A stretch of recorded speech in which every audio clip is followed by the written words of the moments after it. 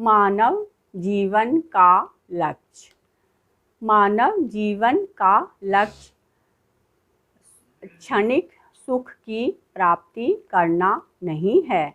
आत्मा की अनुभूति मानव जीवन में ही सरलता व सुगमता से चेतन तत्व की अनुभूति करा सकती है।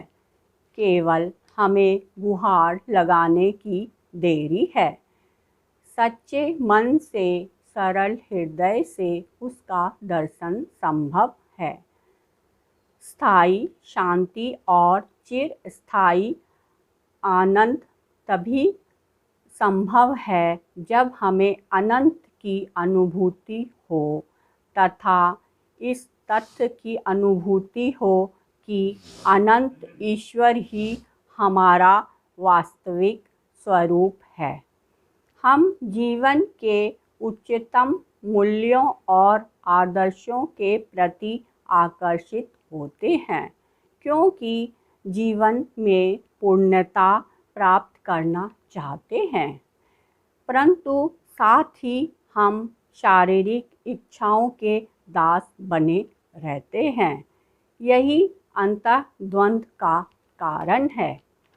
मनुष्य का विवेक, बुद्धि, उसका हृदय, यह सभी इस संसार रूपी और क्षीर सागर के मंथन में लगे हुए हैं।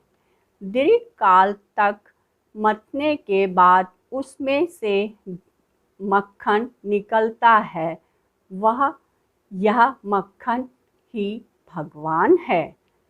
हम जो कुछ भी व्यवहार करते हैं, सत्ता और ज्ञान ये दो रहते हैं। व्यवहार, चलना, बोलना आदि तो प्रत्यक्ष बदलता है, पर सत्ता और ज्ञान नहीं परिवर्तित नहीं होता। सुख, दुख आदि सत्ता और ज्ञान वैसे के वैसे ही रहते हैं। जन्म मृत्यु की सत्ता में और ज्ञान में क्या फर्क पड़ता है? सत्ता और ज्ञान एक रूप रहते हैं। सत्ता ज्ञान ही परमात्म तत्व है। सत्ता और ज्ञान ही हमारा स्वरूप है। जो जा रहा है उसको मन देखो, जो है उसको देखो। नित्य प्राप्त की प्राप्ति को देखो, नित्य निवृत्त की निवृत्ति को देखो, सम को देखो, विषम को देखो।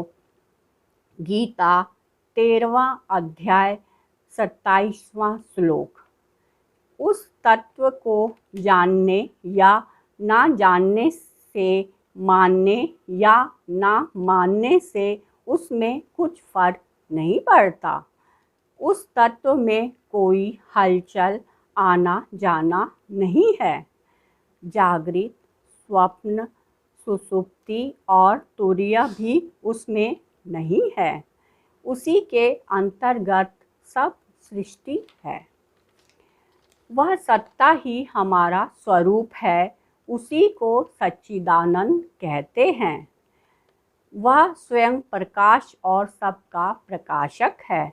वह तत्व सब समय में सबको प्राप्त है। उसका अनुभव करें या ना करें, वह तो वैसा ही है, पर अनुभव करने से हम हलचल, आवागमन से रहित हो जाते हैं। उसका अनुभव करने से ही मनुष्य जीवन की सफलता है। जय श्री कृष्णा, जय श्री राधे।